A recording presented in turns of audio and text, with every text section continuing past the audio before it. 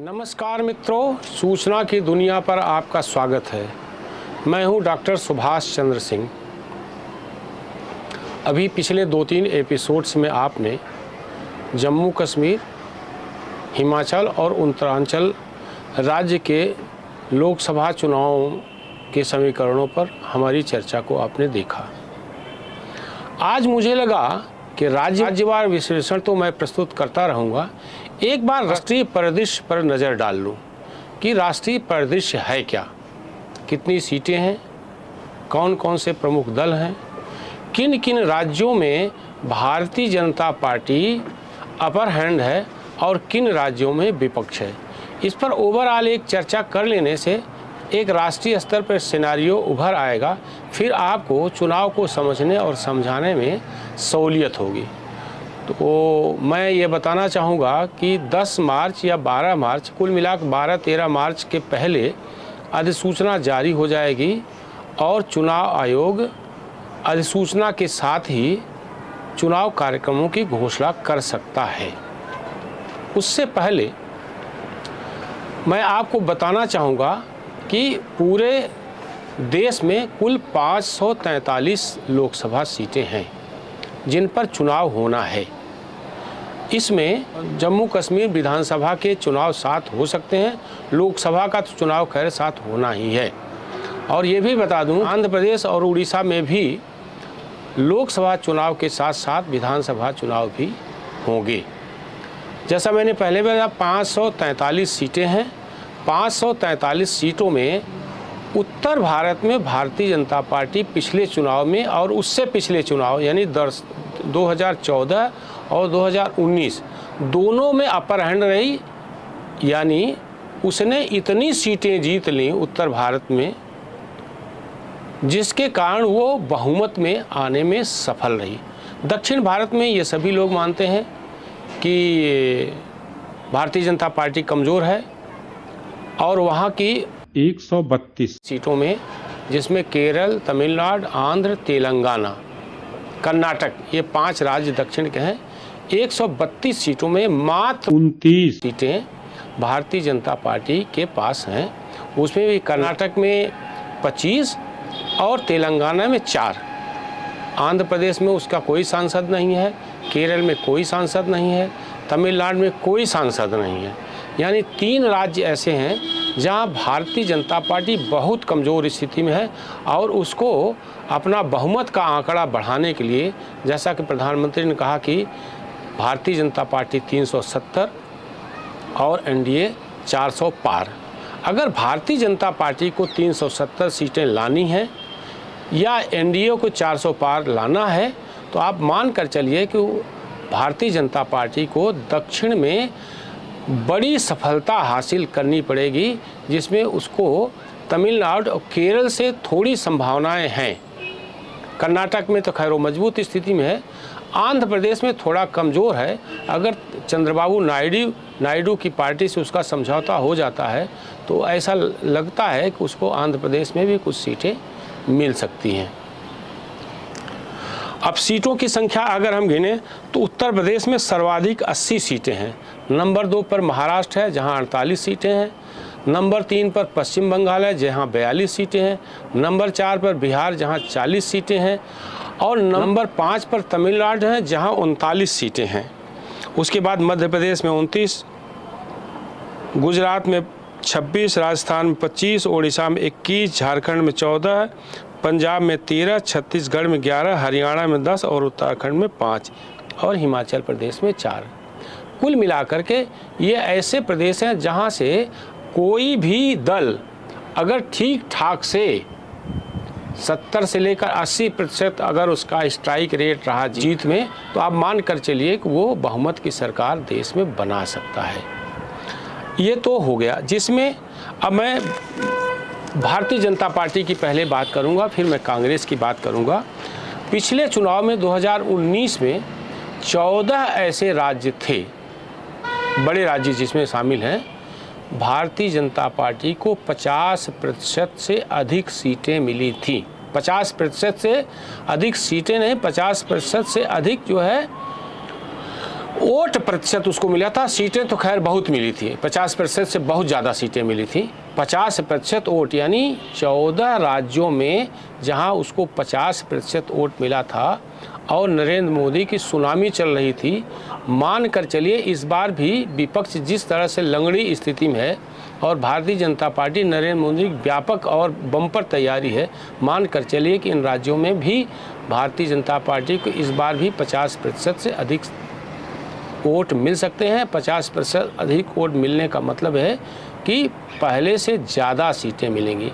अब मैं नाम लेकर बताता हूं। जैसे उत्तराखंड में भारतीय जनता पार्टी को 61% वोट मिले थे पिछली बार, हरियाणा में 58%, राजस्थान में 58.5%, गुजरात में 62.2%, मध्य प्रदेश में 58%, महाराष्ट्र में 51.3%, गोवा में 51.2%, कर्नाटक में 51.4%, हिमाचल में 69.7%, 69.7%, दिल्ली में 56.6%, उत्तर प्रदेश में 50%, बिहार में 53.3%, छत्तीसगढ़ में 50.7%, झारखंड में 51% और अरुणाचल प्रदेश में 58.2% वोट मिले थे।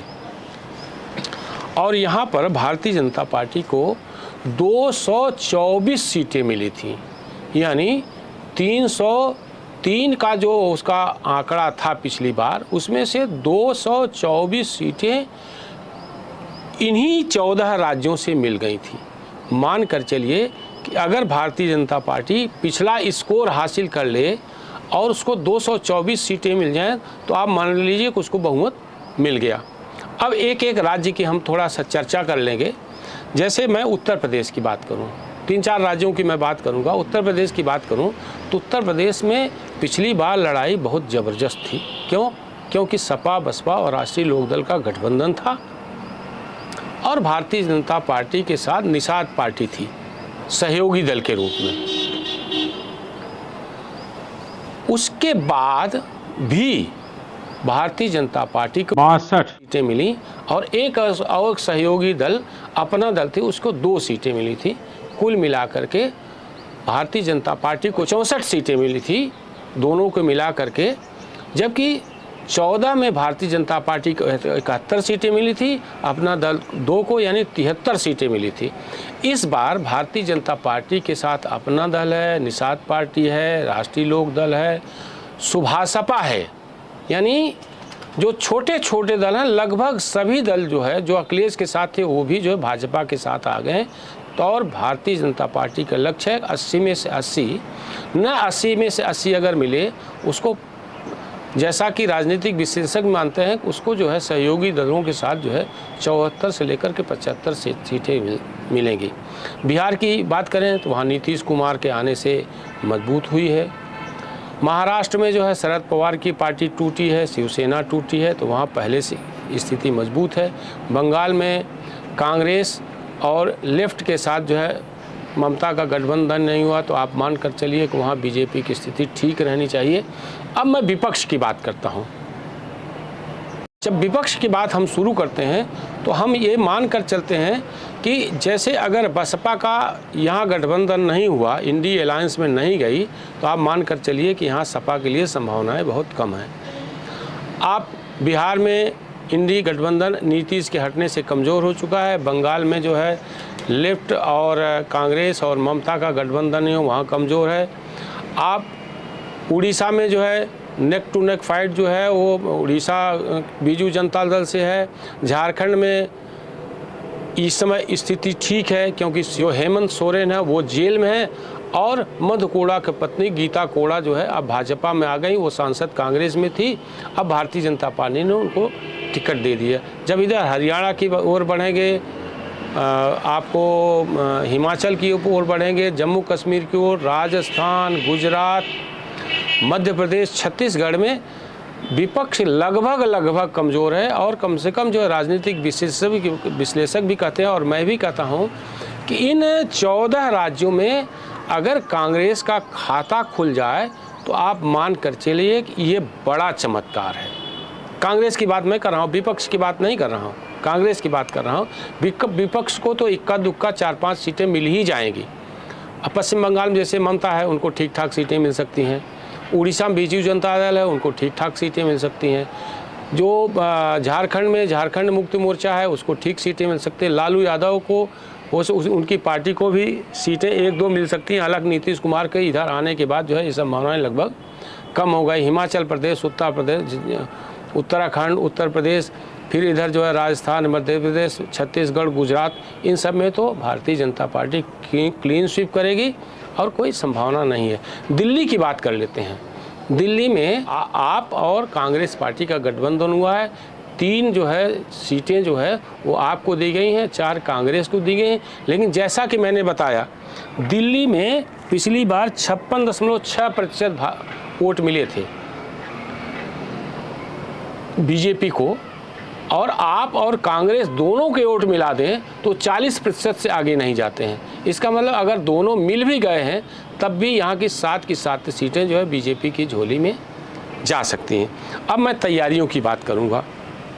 तैयारी का आलम यह है कि नरेंद्र मोदी ने जो है कैबिनेट की जब अंतिम बैठक की, उन्होंने जो है तीसरी बार सत्ता में आने के बाद की योजनाओं पर लंबी चर्चा की। 7-6 घंटे जो है कैबिनेट की बैठक चली है।